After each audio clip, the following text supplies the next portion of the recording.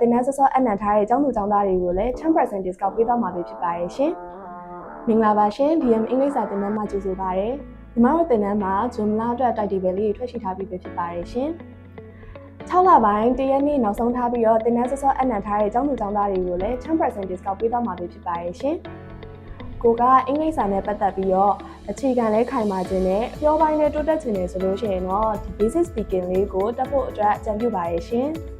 ကိုကနိုင်ငံသားသွားဖို့အတွက်ရည်ရွယ်ထားတဲ့ interview question တွေအတွက်ပြင်ဆင်နေရဆိုလို့ရှိရင်တော့နိုင်ငံသားသွားမဲ့သူတွေအတွက်ပြီးတန့်ဖွင့်ပေးထားတဲ့ speaking တန်းလေးကိုတက်ဖို့အကြံပြုပါရရှင်။ဒါ့အပြင်ကျောင်းသားဟောင်းတွေအတွက်လည်း 20% discount ရှိသေးရမို့လို့ကျောင်းသူကျောင်းသားဟောင်းတွေရောကျောင်းသူကျောင်းသားအသစ်တွေရော6လပိုင်းမှာပြန်တွေ့ဖို့အတွက်ညှိနှိုင်းပါရရှင်။ကျေးဇူးတင်ပါတယ်ရှင်။